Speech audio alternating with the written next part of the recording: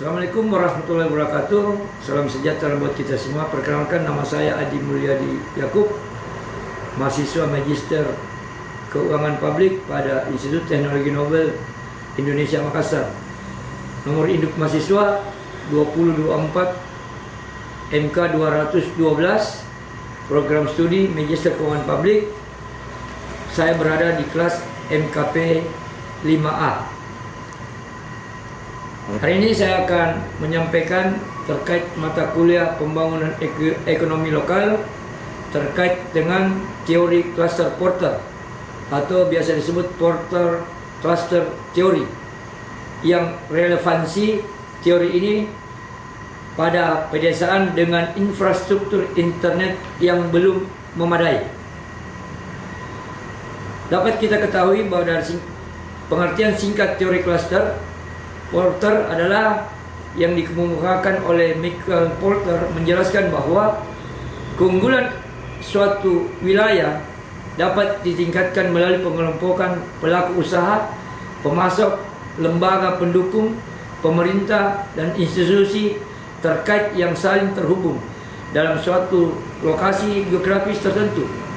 Cluster ini mendorong efisiensi, inovasi, dan daya saing. Dari relevansi di wilayah pedesaan dengan internet yang belum memadai, tentunya ada beberapa hal yang perlu kita perhatikan bersama.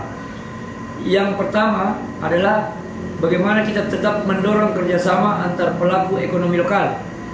Walaupun akses internet terbatas, kita berharap ada kerjasama antar pelaku ekonomi lokal. Intinya dari teori cluster adalah kedekatan geografis dan interaksi langsung di pedesaan bagi petani, pengrajin, koperasi, pemasok bahan baku, dan pemerintah desa tetap dapat membangun jaringan kerjasama secara tatap muka.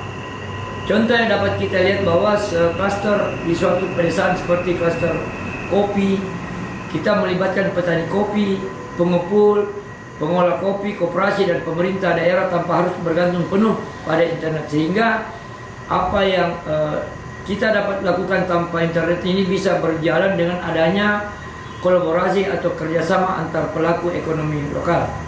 Yang kedua adalah bagaimana kita memperkuat pemanfaatan potensi lokal. Hal ini dimaksudkan di mana pembangunan ekonomi lokal menekankan penggunaan sumber daya yang tersedia di wilayah tersebut. Teori ini, cluster ini tentunya membantu kita mengidentifikasi sektor unggulan di desa seperti sektor pertanian, sektor perkebunan, perikanan, kerajinan tangan, pariwisata desa. Dengan adanya pengelompokan usaha sejenis ini, tentunya produktivitas dapat meningkat meskipun teknologi digital belum berkembang secara optimal. Yang ketiga adalah mengurangi biaya transaksi.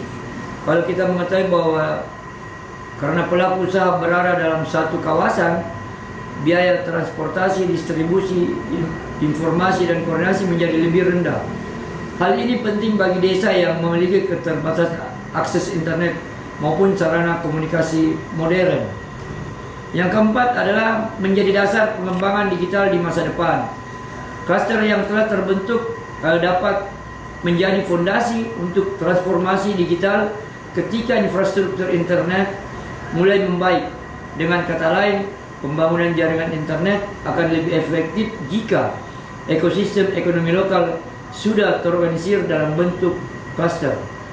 Dari ada beberapa kendala yang dihadapi meskipun sangat relevan, tetapi tentunya terdapat beberapa hambatan yang ketika pedesaan itu tidak memiliki internet. Yang pertama, adanya akses pasar lebih terbatas, internet yang lemah menyulitkan pemasaran melalui e-commerce dan media sosial, sehingga jangkauan pasar masih terbatas pada wilayah lokal atau regional. Yang kedua adalah transfer informasi dan inovasi lebih lambat. Pelaku usaha di desa lebih sulit memperoleh informasi mengenai teknologi baru, tren pasar, harga komunitas, atau pelatihan daring. Yang ketiga adalah sulitnya menjalin kemitraan yang lebih luas. Kenapa ini? Karena hubungan dengan investor, pembeli besar, atau lembaga penelitian dari luar daerah menjadi kurang optimal, sehingga yang tadinya kita dengan ada internet bisa cepat, ada menjual sehingga pangsa pasarnya bisa diketahui lebih luas. Yang terakhir bahwa ada analisis dalam perspektif pembangunan ekonomi lokal. Dalam pembangunan ekonomi lokal ini, keberhasilan pembangunan tidak hanya ditentukan oleh teknologi digital, tetapi juga sangat ditentukan oleh di mana ada partisipasi masyarakat, pemanfaatan sumber daya lokal, kelembagaan yang kuat, kerjasama antara pelaku ekonomi. Oleh karena itu, dari teori cluster porter ini, sehingga tetap relevan diterapkan di wilayah pedesaan yang infrastrukturnya belum memadai karena fokus utamanya adalah membangun keterkaitan ekonomi lokal dan meningkatkan daya saing wilayah.